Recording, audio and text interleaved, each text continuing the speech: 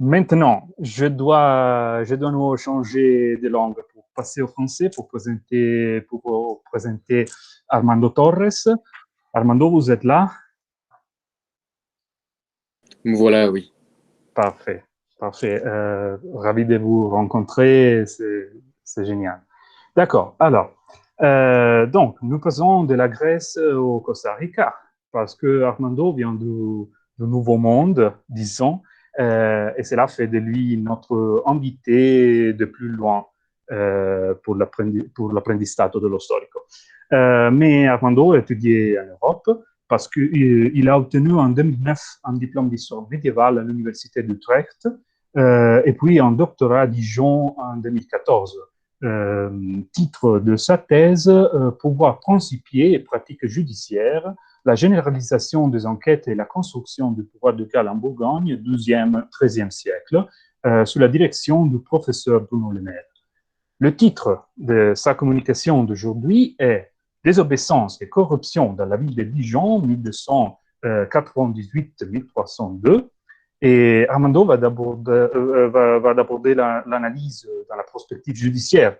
C'est vrai? C'est ça? Parfait. Mais je vais me taire maintenant et céder la parole à Armando. Et vous avez 20 minutes. Et pour partager votre écran, vous devez cliquer montré en bas à droite. À vous la parole. Oui, merci. Je vous remercie d'abord pour m'avoir invité, pour m'avoir reçu. Je suis ravi d'être là. Et je vais juste essayer de partager mon écran. Alors, voilà. Est-ce que vous voyez la présentation maintenant?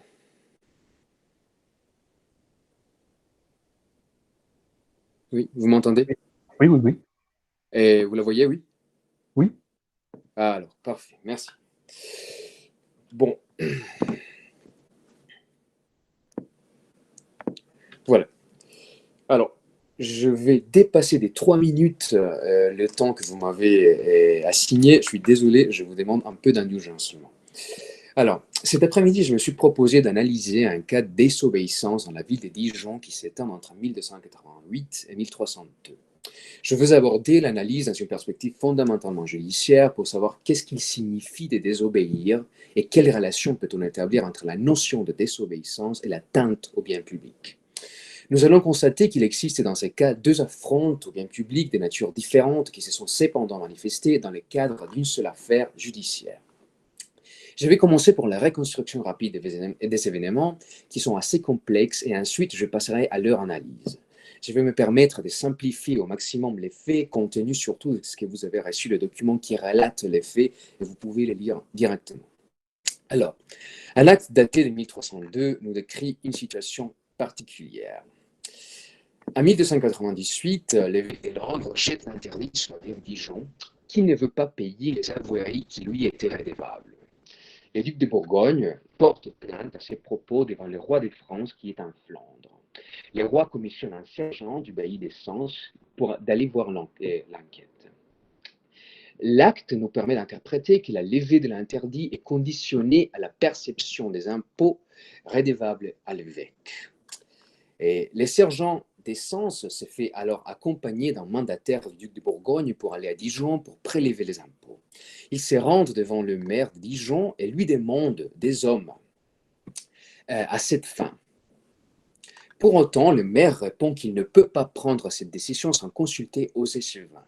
Les commissionnaires reviennent le lendemain pour avoir une assemblée avec le maire et les conseillers de la ville. L'acte nous laisse interpréter que les autorités citadines refusent d'obéir aux commandements du roi et du duc. Un débat éclate. Le procureur ducal, appelé Guillaume d'Auxois, dit au maire: il ne semblait pas que vous vouliez obéir au roi ni au duc, ni que vous vouliez qu'un interdit soit levé de Dijon. Vous devrez être plus engagé que nous à faire que cet interdit cesse. À quoi le maire répondit que le procureur était plus obligé que lui d'obéir les ducs. Guillaume répondit, exaspéré, que le maire mentait. Ensuite, les deux parties s'exaspèrent, les procureurs s'élèvent contre le maire et les frappent du poing sur l'oreille. Les citoyens ripostent violemment. Ils déchirent la robe du procureur du duc et le frappent gravement. Les procureurs échappent cependant. il prend refuge chez un citoyen, mais est retrouvé jeté une nuit en prison. Les faits suivent dès lors un double chemin. D'une part, les commissionnés se présentent devant le tribunal royal et portent plainte contre la ville à cause de sa désobéissance et des violences souffertes par Guillaume. Cela ouvre donc un procès judiciaire à l'encontre des citoyens qui sont appelés à comparaître devant un tribunal présidé par les baillis de Troyes. Or, simultanément, le procureur Guillaume décide de mener sa propre vengeance. Il se rend à Dijon avec ses hommes, rentre dans la maison d'un citoyen, le traverse d'épée et lui tranche le bras.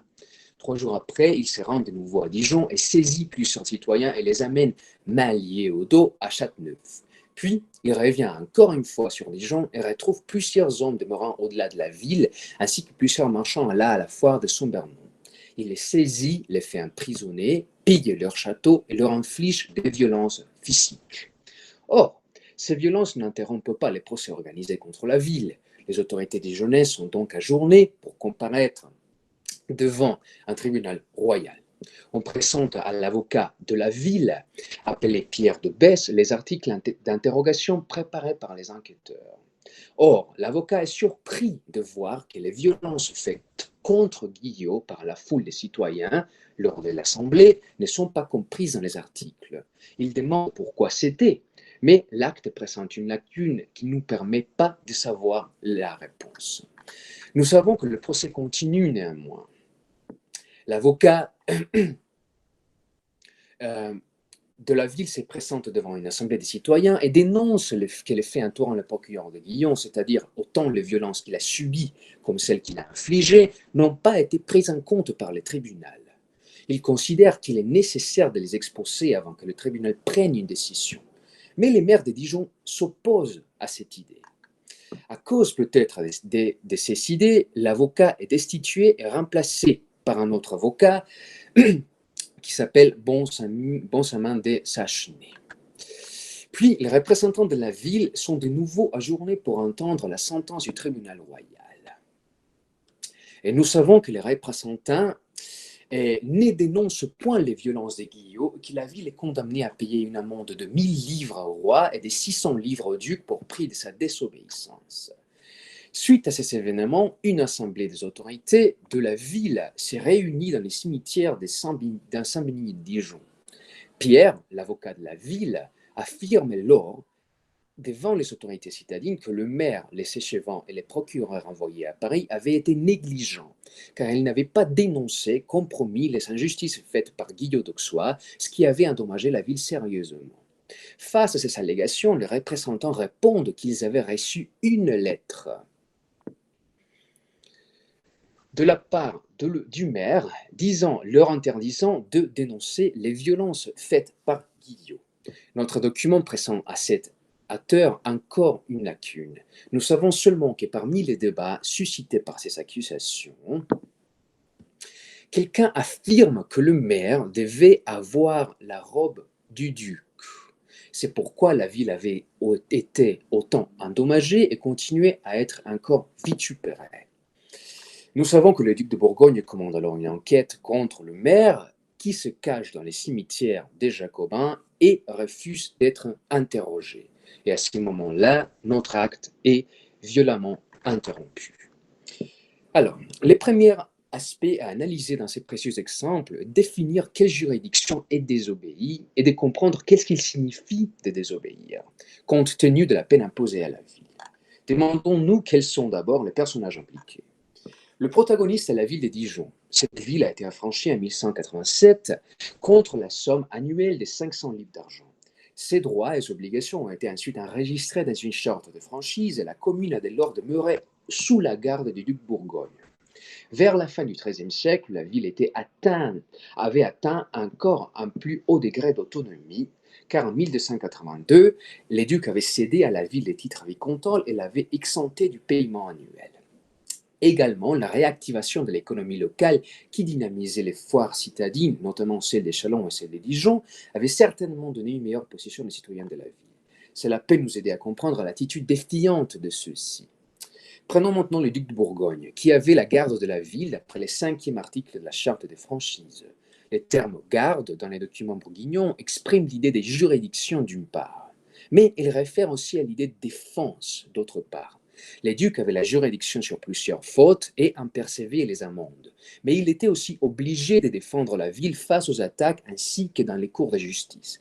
C'est pourquoi on peut interpréter que les autorités de la ville sont allées vers les ducs Robert II pour se plaindre de l'interdit jeté par l'évêque des Langres. Contre l'évêque, celui-ci a toujours eu une situation particulière. Lothaire avait garanti aux évêques de la seigneurie banale et la seigneurie épiscopale sur la province des Langres. Ceci a permis aux évêques, lors de devenir pairs de France à la fin du XIIe siècle, d'avoir autant les titres de duc que celui des évêques de Langres. En outre, en théorie, le duc de Bourgogne était l'homme liège de l'évêque des Langres pour la ville de Châtillon-sur-Seine. Or, dès la moitié du XIIe siècle, après les célèbres procès de Moret de 1553, les ducs avaient refusé systématiquement de rendre hommage à l'évêque, encore un exemple de désobéissance. Le titre seigneurial demeurait dès lors, surtout symbolique. Dans ces circonstances, il est donc facile de comprendre que c'était la cour du roi de France, l'instance qui devait être saisie. Somme toute, c'était la juridiction concernée, en principe celle du roi. Néanmoins, notre source nous indique, même si implicitement, qu'un accord est issu des négociations entre le sergent royal et l'évêque. L'interdit ne serait pas levé que lorsque les avoueries ne soient perçues par l'évêque. Cet accord exige alors que les murailles de la ville soient pénétrées et qu'une action de police soit exécutée à l'intérieur. Alors, la dynamique juridictionnelle se complexifie. Le premier et le 15e article de la charte de franchise de Dijon établissent que la muraille est des juridictions ducales et toute rupture ou pénétration illégitime de celle-ci doit être jugée et punie par les ducs. Celle-ci est exclusivement une prérogative ducale et ne peut pas être violée par les rois de France, dont la suzeraineté est limitée par les droits et coutumes des localités, ce que Antonio Espagne exprime avec beaucoup d'éloquence par le terme pluralisme juridique médiéval. De ce fait, pour exécuter la commission royale, l'envoyé du roi doit se faire accompagner d'un mandataire du duc qui se voit accorder la faculté spéciale d'agir au nom du duc à l'intérieur de la ville. Par conséquent, lorsque les autorités de la ville refusent d'effectuer les ordres des commissionnés, ils sont en train de désobéir autant le roi que le duc.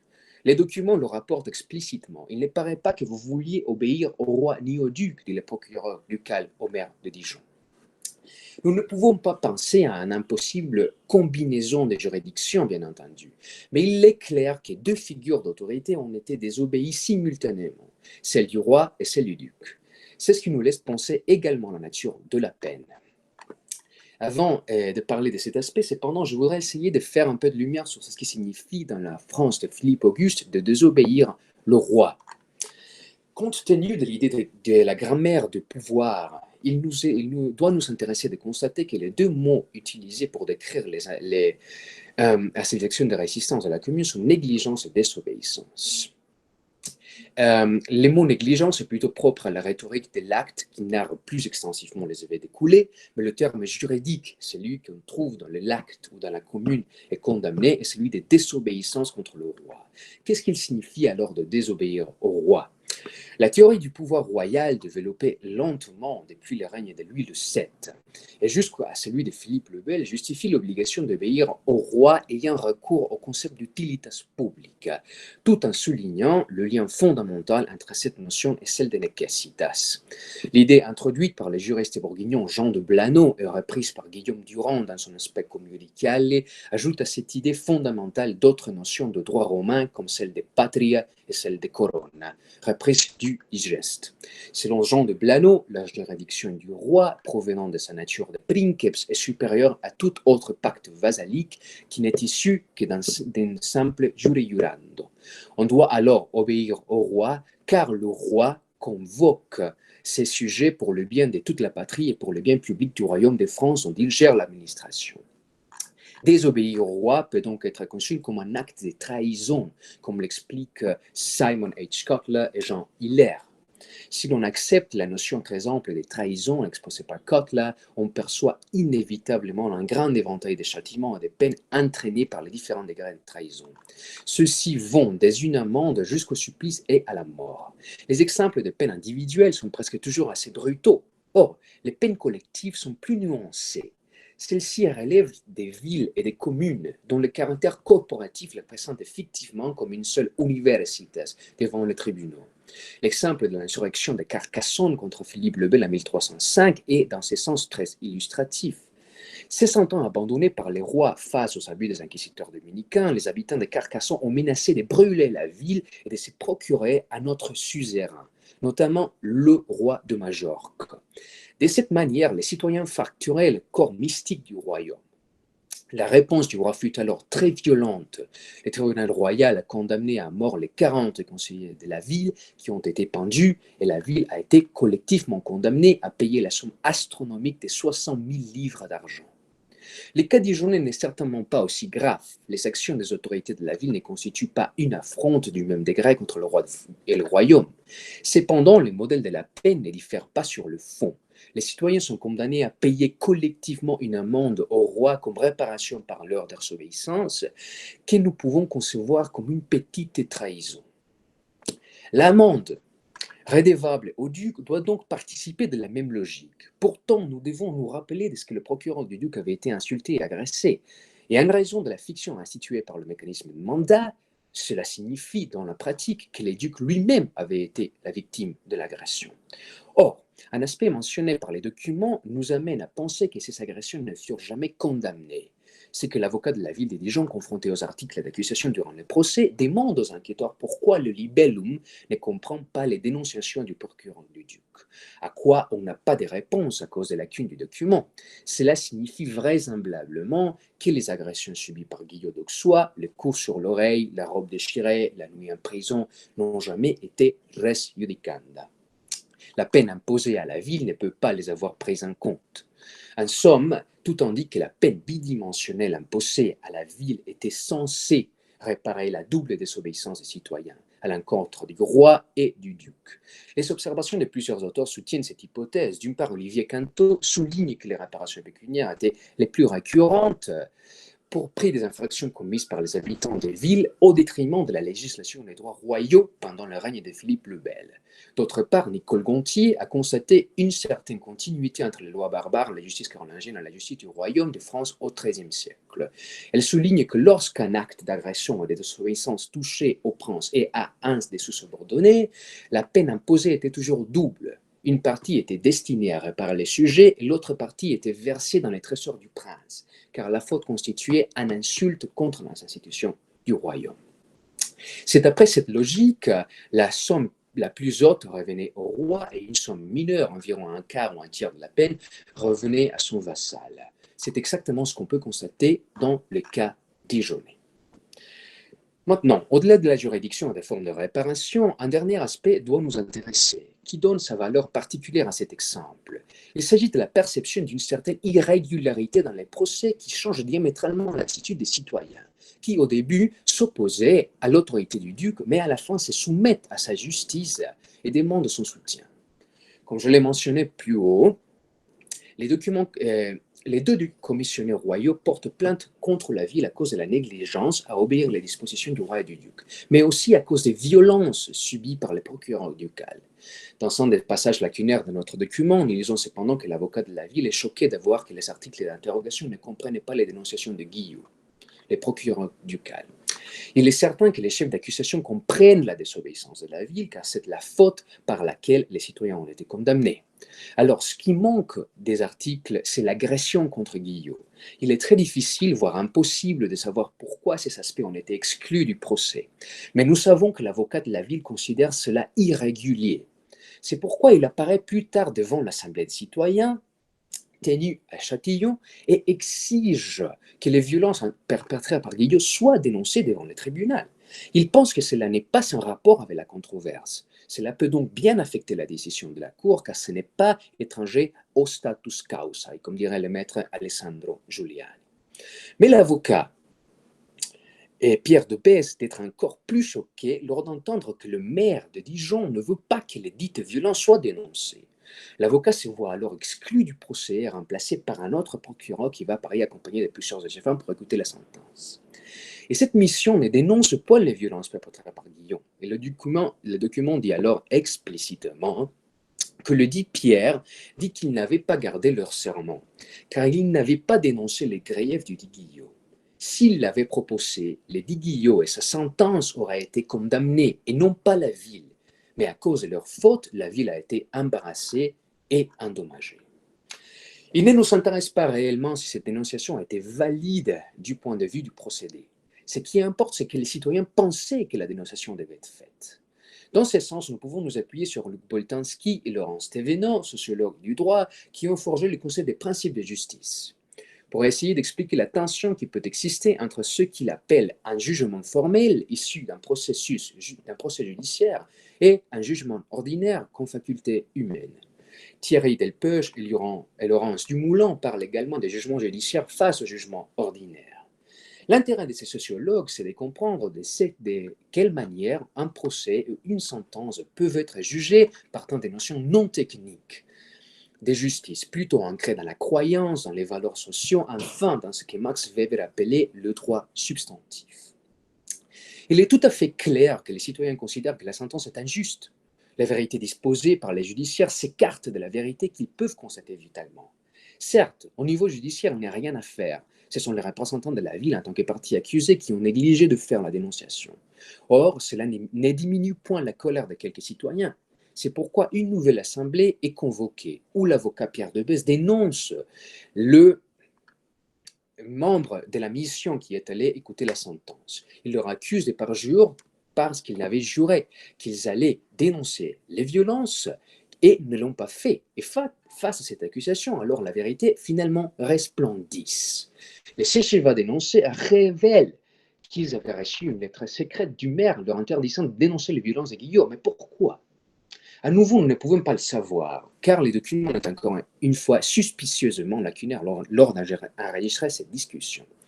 Nous savons seulement que quelqu'un a levé la voix pour dire que le maire devait avoir encore la robe du duc. Jusqu'à maintenant, je n'ai pas pu déchiffrer qu'est-ce que cela peut signifier.